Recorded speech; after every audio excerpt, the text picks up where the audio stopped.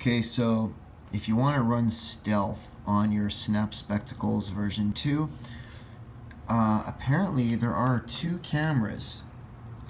There's the main one, and on the other side it sure looks like there's a camera.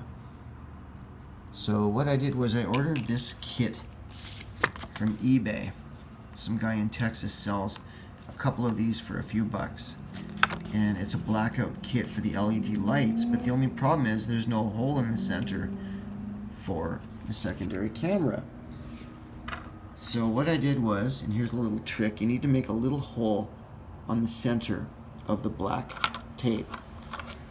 So I took a Parker Jotter pen, and with the nib retracted, it's the perfect size. Let's see if I can focus. Perfect size to make a hole in the center so that your camera will shine through. So I think all in all, it looks pretty good. Let's try turning on the light, shooting a video, and see what happens. So there. You can see it just a little bit, not where it's supposed to be. More on the inside you can see it, I think. So anyway, that's how you can do that if you want to.